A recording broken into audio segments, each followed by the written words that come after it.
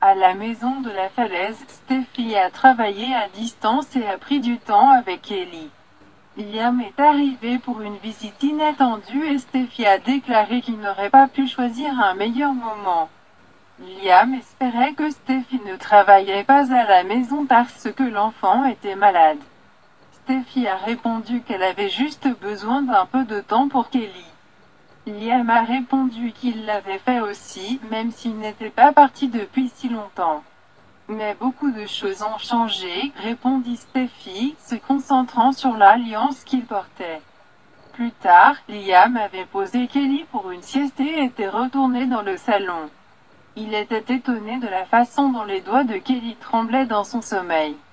Il se sentait chanceux d'être son père et espérait que la situation ne l'amènerait jamais à remettre en question son amour pour elle ou à quel point elle était importante pour lui.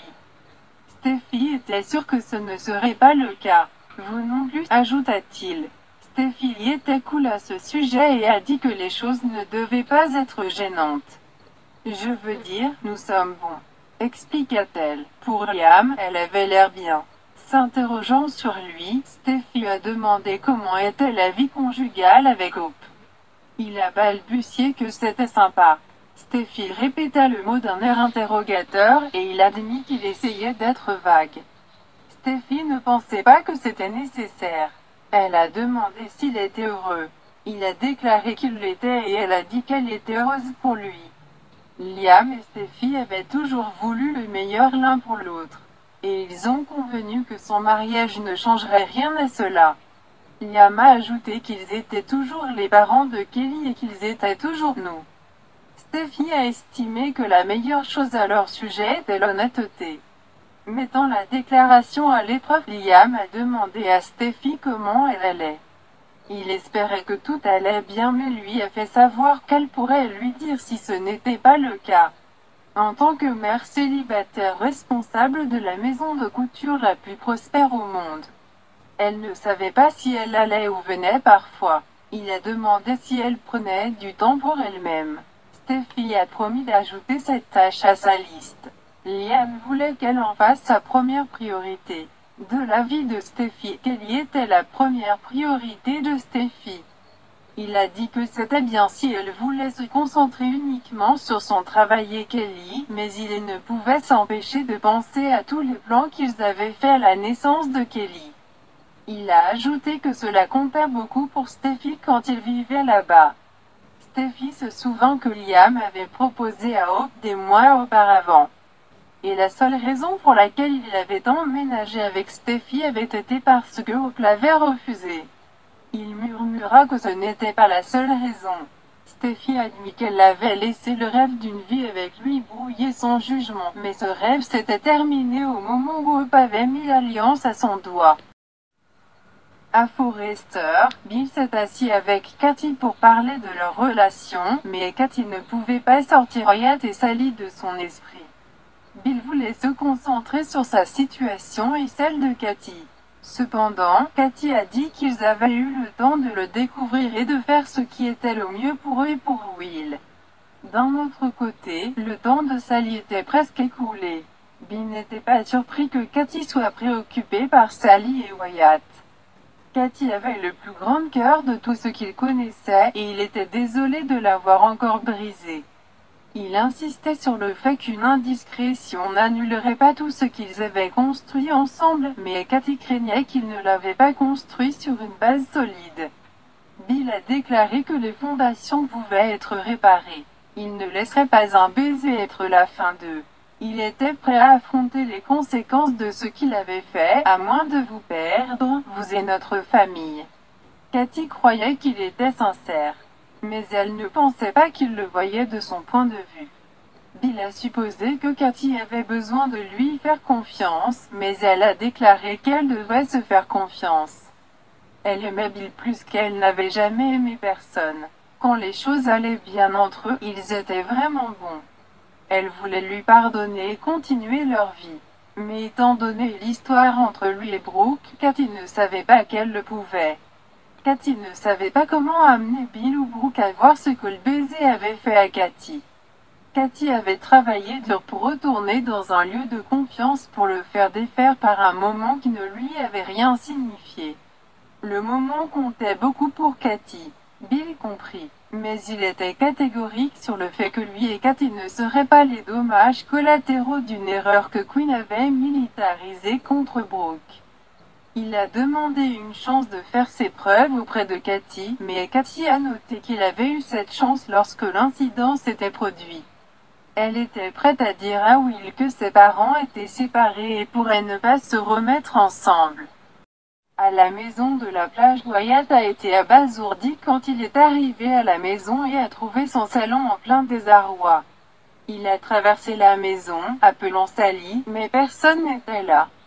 Il regarda avec inquiétude son déambulateur renversé.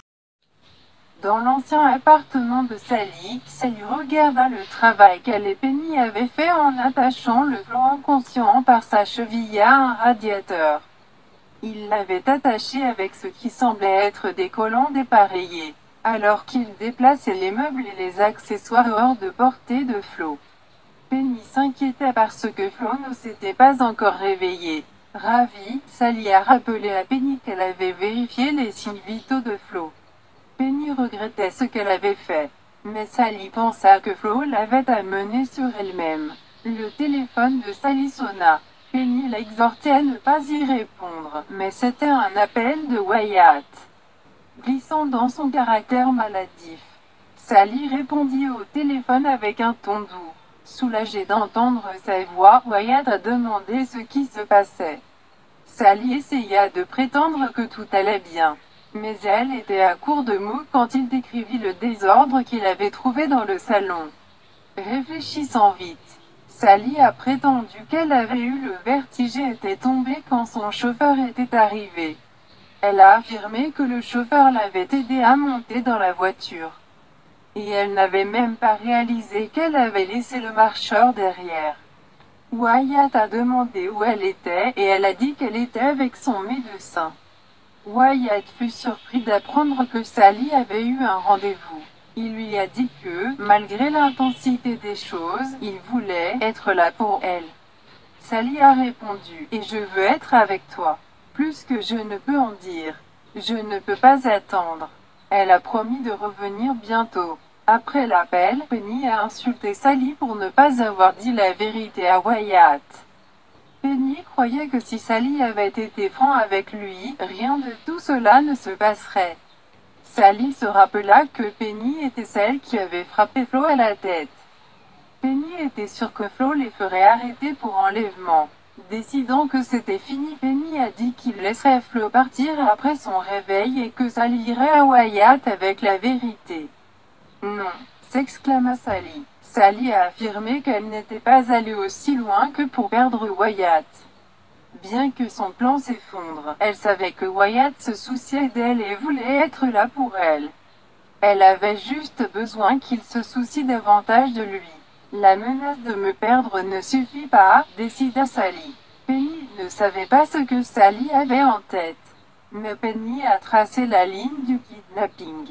Sally a estimé qu'il venait de déménager Flo dans un endroit plus sûr. Sally a à peine vu ses voisins. C'était super calme là-bas, et avec les murs en béton et le bruit de l'autoroute, on pouvait à peine entendre quoi que ce soit dans cet appartement. Penny espérait que tout ce que Sally avait prévu n'impliquait pas de crier. Sur le sol, Flo se réveilla. Elle a demandé où elle était, et Penny soupçonnait que Flo ne se souvenait de rien. Penny a assuré à Flo qu'elle irait bien. Et Sally a dit qu'il n'avait pas voulu le faire. Faire quoi? Demanda Flo, paniquée lorsqu'elle découvrit qu'elle était liée au radiateur. Elle a tiré sur ses attaches de cheville et a demandé pourquoi elle était ligotée. Touchant sa tête, elle a demandé s'il l'avait frappée. Sally a dit que c'était un accident, mais que c'était arrivé parce que Flo était sur le point de tout dire à Wyatt. Flo était furieux qu'il l'avait attaqué et kidnappé. Elle a exigé d'être déliée à cet instant. Penny s'est exclamé qu'elle avait dit à Sally que c'était une erreur. Flo a suggéré à Sally d'écouter son médecin. Sally a dit que Flo n'était pas censé avoir été blessé, mais Flo n'avait pas écouté. Flo a dit à Sally que cela ne fonctionnerait jamais et que les gens chercheraient Flo. Sally a répété que c'était involontaire, mais Sally voulait que Flo entende ce que Sally ressentait pour Wyatt. Flo a averti que Sally n'obtiendrait pas Wyatt de cette façon, et c'était faux. Penny a déclaré qu'elle avait essayé de le dire à Sally depuis le début. Sally se rappela que Wyatt était là pour elle. Elle avait juste besoin de temps pour lui rappeler ce que Flo leur avait volé. Flo a dit qu'elle n'avait rien volé et que Wyatt pouvait faire ses propres choix. Nous allons en prison, gémit Penny. Flo croyait que Sally avait besoin de chercher de l'aide et a dit qu'un cœur brisé n'était pas une excuse. Sally a insisté sur le fait que Wyatt l'aimait. Elle et Wyatt auraient un avenir et une famille ensemble et Flo ne pouvait rien y faire. Sally et Wyatt avaient parlé d'enfants et elle avait insisté pour qu'ils aient un enfant. Flo a demandé à Penny pourquoi Sally agissait comme si elle était seule avec le coup à la tête. Penny a demandé à Sally de quoi elle parlait. Sally a annoncé que le moment était parfait, selon son application d'ovulation, et qu'un bébé la lierait avec Wyatt. Un bébé? Penny et Flo ont répondu à l'unisson. Sally a insisté sur le fait qu'elle devait le faire. Elle a refusé de perdre contre Flo et Wyatt n'abandonnerait pas son enfant.